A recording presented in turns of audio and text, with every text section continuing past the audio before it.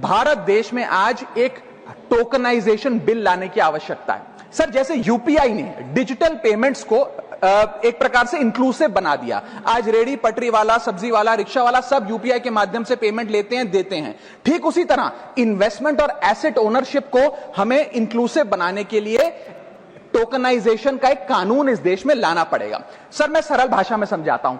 एक middle class का आदमी आज यदि अपना निवेश करना चाहता है पैसा, तो उसके पास या बैंक का सेविंग्स अकाउंट का खाता है, म्यूचुअल फंड है या फिक्स डिपॉजिट है। उसके अतिरिक्त कोई ऑप्शन नहीं है। कमर्शियल बिल्डिंग बहुत महंगी है, इंफ्रास्ट्रक्चर प्रोजेक्ट उसकी रीच के बाहर हैं, और प्राइवेट एसेट क्लास नीश इन्वेस्टमेंट्स के लिए होते हैं, उनके लिए बने नहीं है।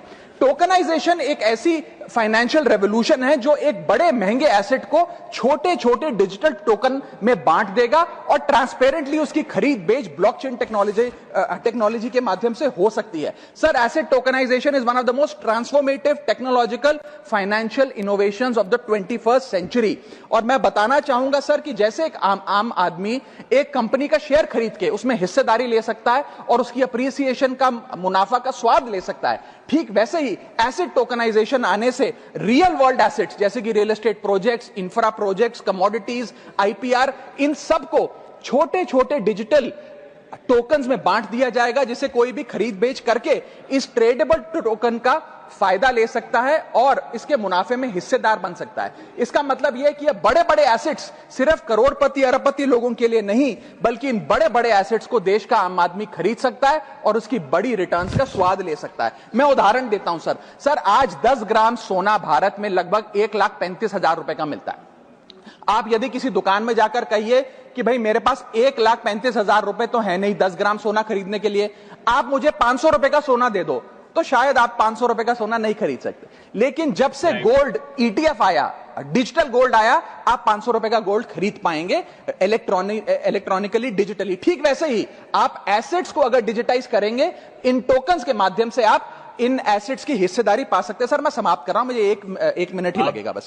सर, इस टोकन, हाँ मैं समाप्त कर रहा हूं सर, इस टोकनाइजेशन से खास तौर पे मिडिल क्लास को क्या फायदा होगा? सबसे पहले बेटर रिटर्न्स मिलेंगी, रिटायरमेंट सिक्योर होगा, निवेश करने में आसानी होगी, और सबसे बड़ी बात, इंस्टेंट लिक्विडिटी मिलेगी इन ट्रेडिशनली इनलिक्विड एसेट्स। आपको कोई ब्रोकर की फीस, कोई रजिस्ट्री का झंझट, प्रॉपर्टी डीलर का झंझट नहीं, आप खरीद बेच आराम से कर सकते हैं।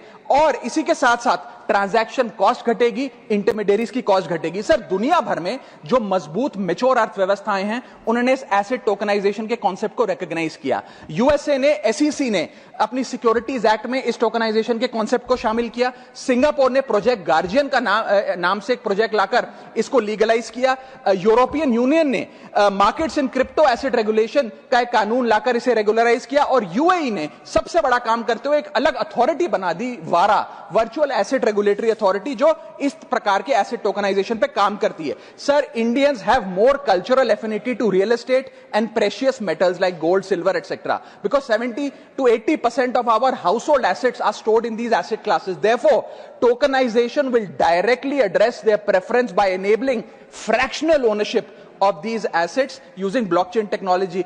अंत में मैं बस इतना कहना चाहूंगा सर कि इंडिया को अपनी एसेट टोकनाइजेशन की एक bespoke लेजिस्लेशन की जरूरत है और एक रेगुलेटरी सैंडबॉक्स की जरूरत है। इसके चलते इन्वेस्टमेंट और ओनरशिप कॉमन मैन के लिए, आम आदमी के लिए सही मायने में इंक्लूसिव बनेगी। और अगर भारत में रेगुलेटरी क्लैरिटी आ जाती है एसेट टोकनाइजेशन कानून के माध्यम से, तो global capital Singapore, UAE, Hong Kong और यूएस जाने की बजाय भारत में आएगी और भारत में निवेश होगा। So there is an urgent need for an asset tokenization bill in this country. Thank you sir.